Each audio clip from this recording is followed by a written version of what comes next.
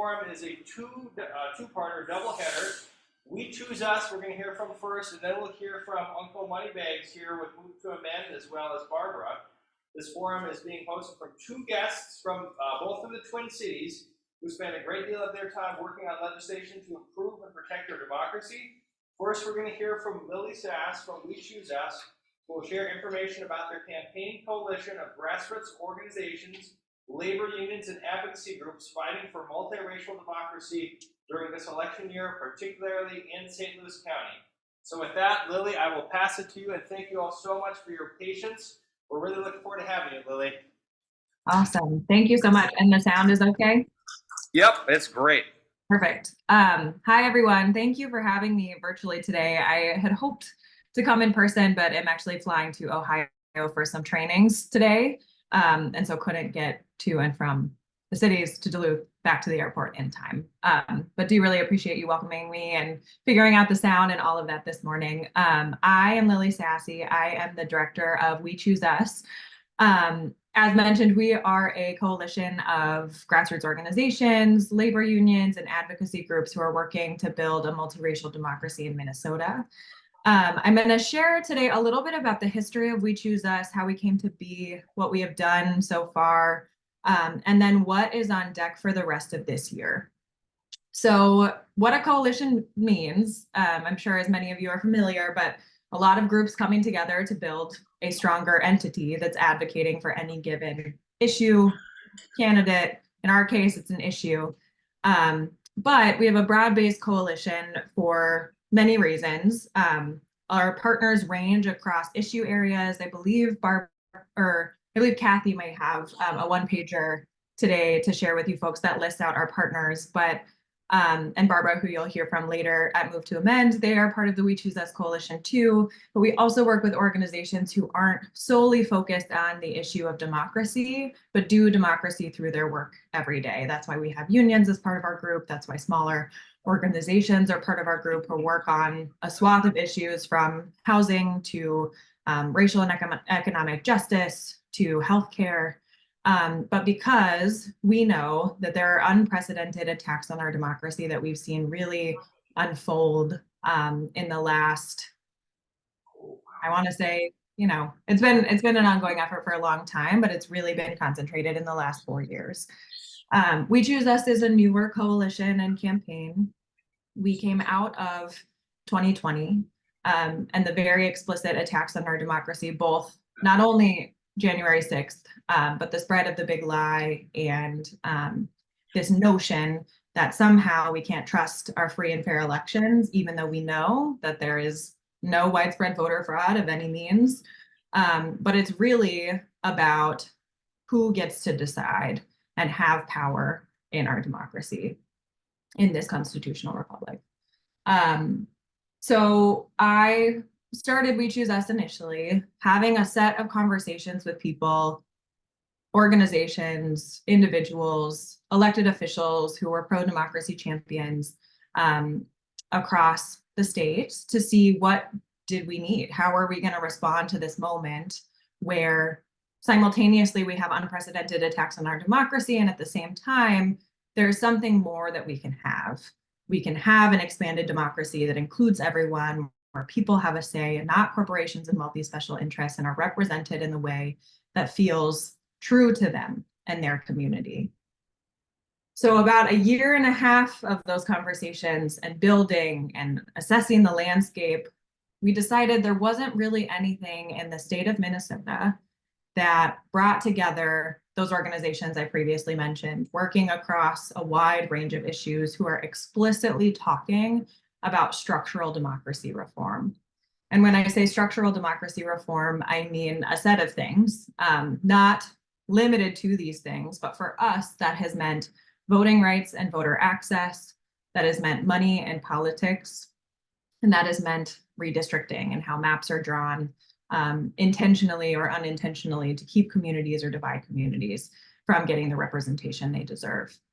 That also means developing leaders, people in this world, providing opportunities outside of just those three that I mentioned, to show up and practice democracy, build that infrastructure so that people can come have conversations with their legislators at the Capitol who may have never known that that was possible before, or who can organize in their faith institutions and have conversations about democracy and what does it mean for all of us to have a say, to have a voice, to be able to decide in the society.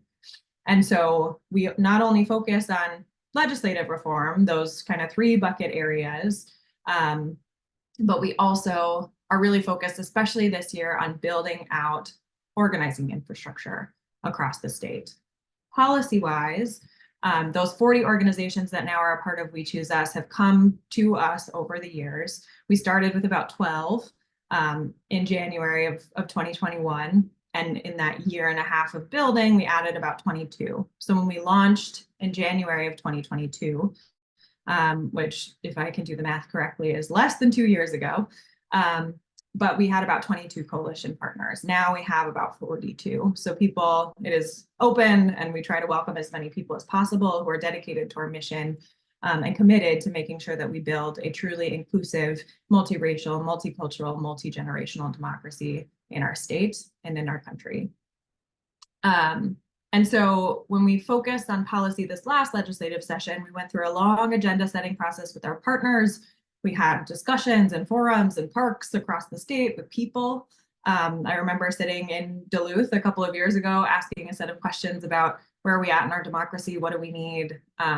What more can we have? But also, what do we need to protect? What did people really value and understand was under threat? And so in this last legislative session in 2023, we really focused on three main policy items.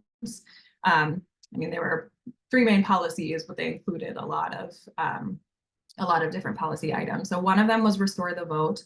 That's rights restoration to people who are on probation and parole, but are living in our communities, have been released from incarceration. And we got that passed. It's 55,000 Minnesotans who now have their voting rights restored. We worked on the Democracy for the People Act, which brought together, again, those values that people mentioned, what we needed to expand democracy in our state, as we had conversations over the course of the last couple of years with real people. That's automatic voter registration, so that when you go to the DMV now, you can automatically get registered to vote. Pre-registration for 16 and 17-year-olds to signal to an audience that often feels left out of our politics. Civic engagement is important, and we are prioritizing making sure that young people can get active earlier in life. Language access resources, so that people whose first language isn't English can feel welcome and included at the polls and get the translation and interpretation services they deserve. Protections for voters from intimidation and harassment, as we've seen the increased threat of political violence over the years and voters feeling unsafe or unwelcome at the polls, making sure that they are more protected. Also a permanent absentee ballot list. So for folks living in greater Minnesota or who are overseas or who are not able to show up at the polls for a whole variety of different issues or reasons, they can sign up to be on an absentee ballot list and get their absentee ballot every year. So they turn into a vote by mail voter.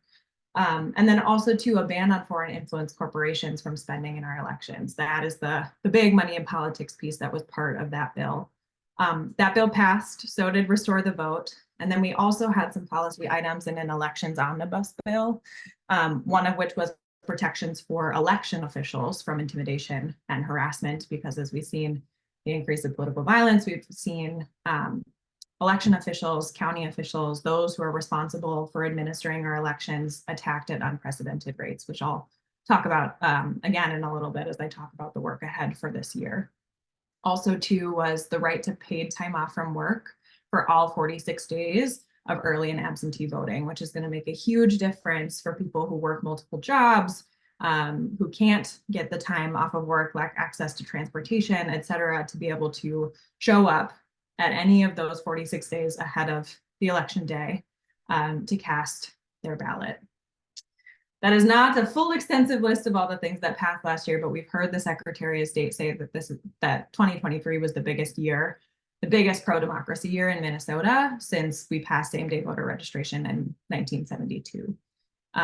So 50 years of organizing, of pushing We Choose Us came in, frankly, at the tail end of that. This wasn't new, but we did support these bills to get finally over the finish line, have dress rehearsals when we had divided government, try to get bipartisan support for some of these items, which we were very close to.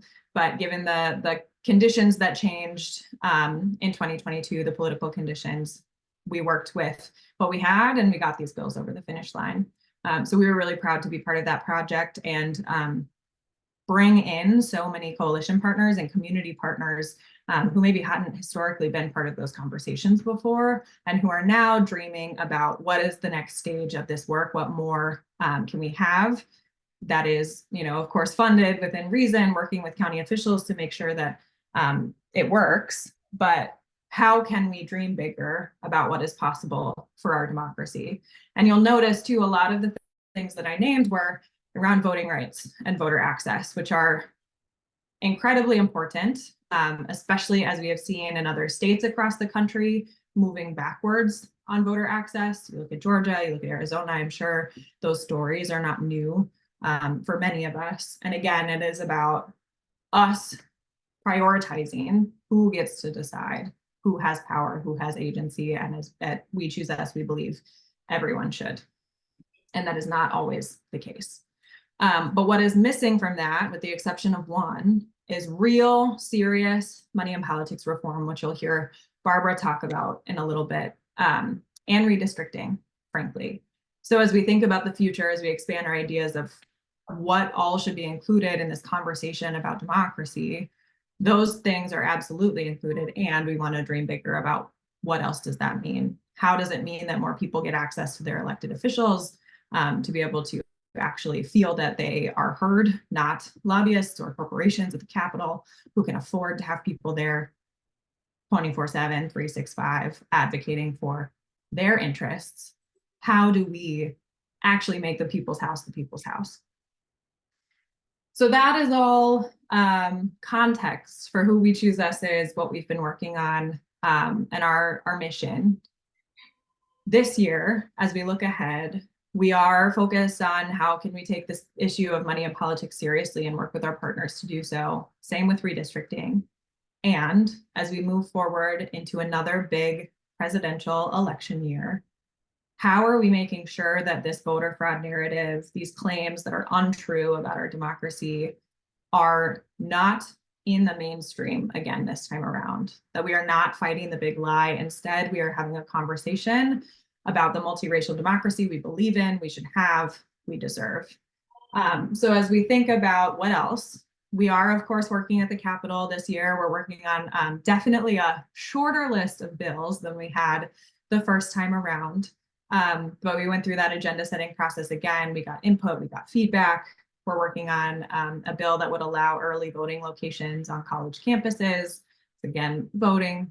But we're also working on a system of public financing that would significantly shift the dynamics of how much small donors get to have ownership over the electoral process. Right now in Minnesota, about 70% of contributions in House and Senate races are made up by PACs, by independent expenditures, by wealthy donors who can spend a lot of money. Only about 30% are people who are giving under $200 or less. So under this program, and I'm not going to get too much into it today, but would love to talk to folks further if they're interested. But it would shift that dynamic completely the opposite direction. Small donors would make up about 70% of those contributions, whereas PACs, wealthy donors, independent expenditures would make up about 30%. There's absolutely more that we need to do to overhaul that system of money and politics that is working against real people. But that is one thing that we've been working on over the years to refine and really figure out how do we empower people in this system that we have right now, in addition to trying to completely get rid of Citizens United, as you'll hear from Barbara. So policy, of course, but the real thing this year that is ahead of us, our mission, and I think Kathy will be showing a video a little bit later that contextualizes this even more. So I will keep it relatively brief right now, but we have seen a national coordinated attempt to undermine our democracy, both structurally, by people showing up at county board meetings, asking for things like hand counting instead of machine counting, which seems on its face very small, but is part of this larger idea that somehow there is something that we can't trust about our elections, about each other, about who is voting, and who is getting a say. So there's the structural piece, but there is also the piece about hearts and minds of people. How do we win them back into believing in the possibility of democracy instead of thinking that there are these people that shouldn't be voting? What does that even mean, by the way? Who are we talking about? Or a system that is working against us to keep us out of our electoral process, and it's based on voter fraud and these people who are winning and winning unfairly, and it's simply not true. But there are a set of bad actors at the national level who have been perpetuating that lie, bringing people in, vulnerable people in particular, into that lie, and convincing them that there are all these things we need to do to, frankly, at the end of the day, keep people out of our democracy. That's not always how that is seen by those that are advocating for it. But it is true that that is the end result, is to maintain status, wealth, power for those who already wield it, instead of giving more power to real people. So to do that, we are seeing this in particular at the county level. And why St. Louis County was mentioned was because we are focusing really on the counties this year. And a lot of my work and my organizing work, which I'm planning on really leaning into this year, as opposed to more of the policy side and advocacy side under the dome at the Capitol. It's actually in community organizing with people around this issue of protecting and expanding our democracy at the counties. We've seen election officials get attacked at unprecedented rates. We've seen attempts to walk back county elections administration. We've seen a small but very loud group of people showing up at county board meetings, making a fuss about voter fraud, about the voter fraud narrative generally, spreading the big lie, but then also too making a set of demands that really bog down the system of data requests and things of that nature, and prevent election officials and county commissioners from being able to do their job of administering elections, but then also to structurally change the way that we run elections that make them more inaccessible. So the work at the county, and we are kicking this off on April 2nd from 6 to 8 p.m. on a virtual training that I invite everyone who is here to, if this is work that sounds interesting to you. But we are starting with our county commissioners. We are talking to them, we are building relationships with them, we are asking questions about what is happening in our county and expressing that we are there to support them, to support our elections officials, to support a pro-democracy future in Minnesota. I call it going on offense as defense against some of this anti-democracy organizing that we've seen at the county level.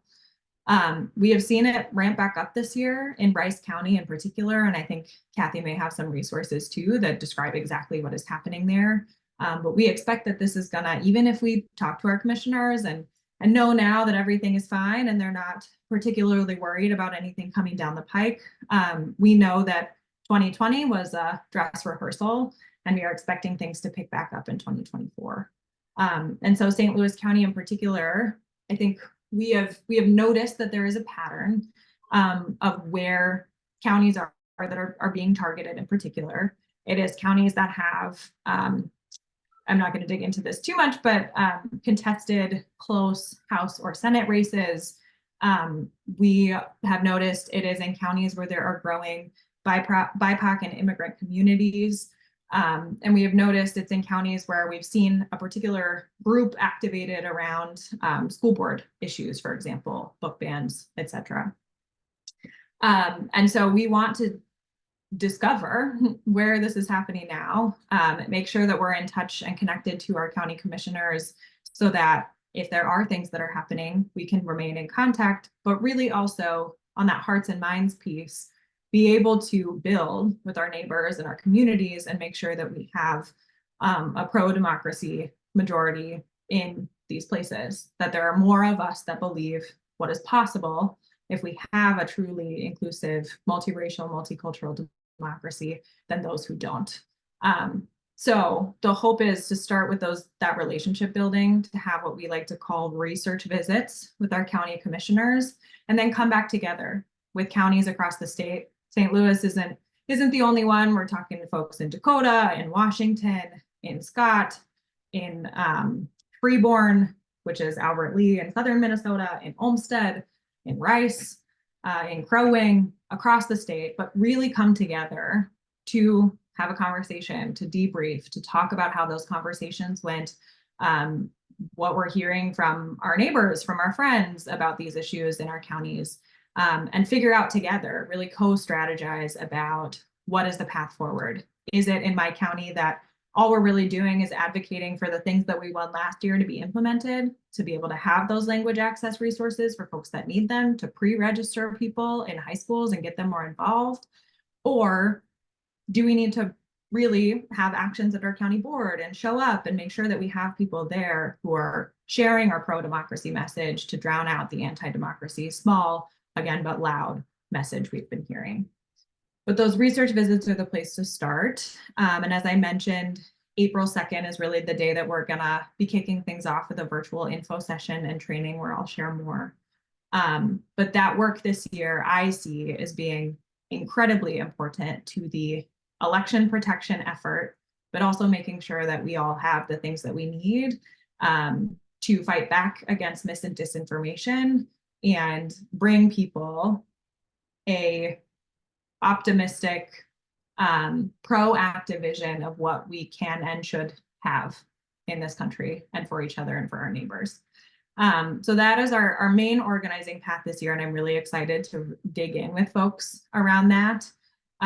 We will be building those relationships, which are not only important for ongoing conversation to monitor what's happening on the ground, but when it comes to advocate for the things that we need outside of the democracy space. The counties are responsible for a lot. Not everyone knows what happens at them, which is why it makes a very easy target as we start talking about different institutions to undermine, to attack our democracy, which is why we need to be hyper vigilant, aware, and strategic this year together about how that's unfolding in our state. And it is not just Minnesota, it's New Mexico, it's Nevada, it's Arizona, it's Georgia, it's other states across the country. And we look at Minnesota often and say, well, we have such high voter turnout. What more could we possibly need? I just want to remind us too that we see such stark disparities when it comes to voter registration and voter turnout among different communities. White voters definitely hold the highest voter turnout and registration. Black voters, Latino voters, Native voters don't. It is significantly lower. Same with young people, same with renters and working class families. And so to be aware, that is not to say that it is because we have such extreme voter suppression laws like Georgia, but we do have a set of people who are trying to get us back to that, or get us to that period. And so we want to make sure that we are celebrating our high voter turnout and at all levels, making sure that we are advocating for people who often get left behind in our democracy. And what does it mean to have access, not just at the ballot box, but also, again, money in politics, redistricting, how we are represented, and how we're able to participate and have our voices heard in this democracy. So maybe I will stop there and open it up for questions, or Kathy, if I missed anything that you think is important to share about the county work. Thank you so much, Lily. No, I think that is perfect, and I think we'll hold questions until the end just because I want to make sure that we also have time for Barbara. But before anything else, just a big round of applause for our first speaker, Lilly, with Lilly Sasse. It is such an honor to have you come and join and present to us this morning, Lilly.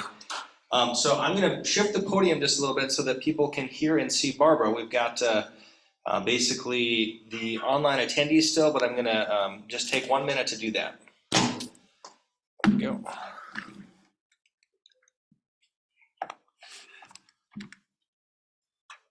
we go. You can see back here and I'll move this out of the way then. All right. Hanging in there, Kathy? All right. I mean, Uncle Moneybags?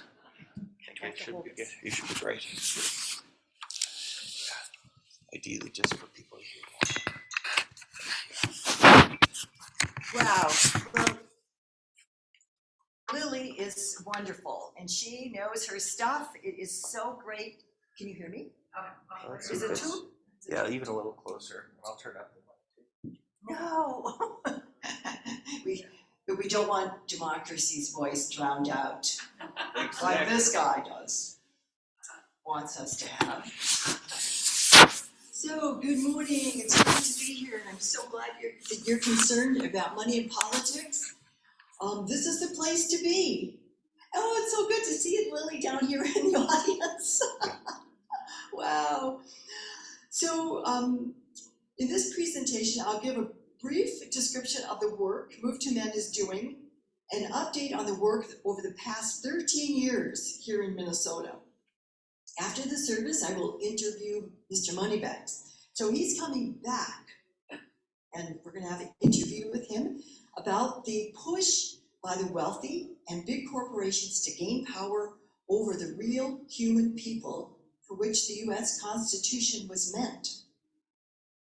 As a nonpartisan organization, the work of Move to Amend is at the macro level. That is at the U.S. Constitution.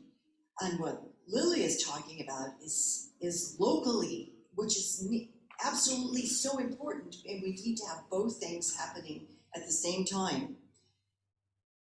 The goal is to reset the entire base on which our democratic republic can grow into a government genuinely accountable to the people, all people, not corporate interests.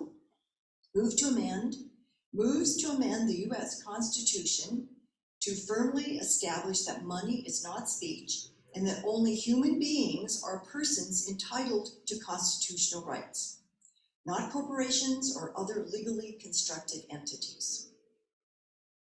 In 2011, organizers in Minnesota formed an affiliate of Move to Amend as they prepared for Occupy the Courts. Remember the Occupy movement? Mm-hmm. So they were on the first anniversary of Citizens United, the Federal Elections Commission had their first event. Since then, we have talked with voters around the state. This resulted in petition signers in every Minnesota House district, people who have supported the amendment. To date, there are approximately 15,000 Minnesota petition signers. Of all the people I have spoken with, people from the left and people from the right, when I've asked them to sign the petition, I've had only 2 people tell me they believe that corporations are people. So I think they get, hey, you over there.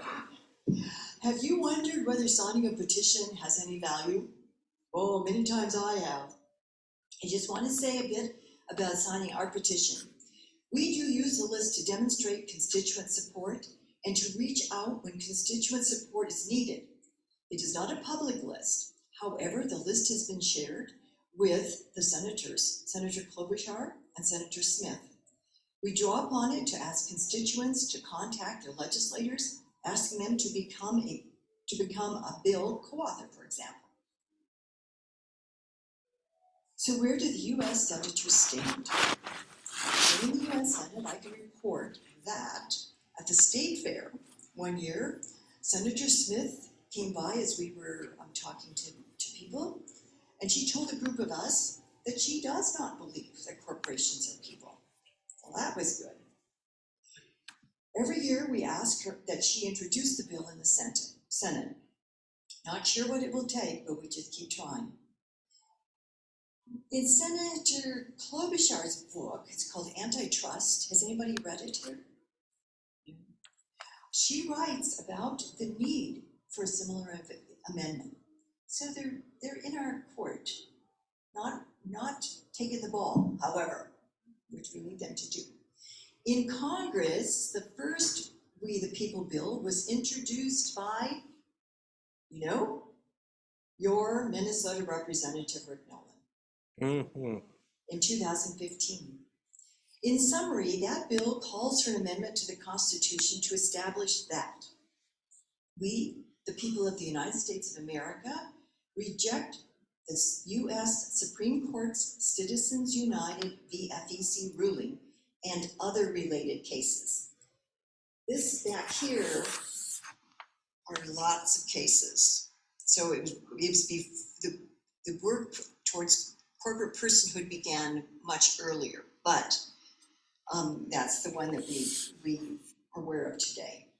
So, and to move our Constitution to firmly establish that money is not speech, and that human beings, not corporations or other legally constructed entities, are persons entitled to constitutional rights.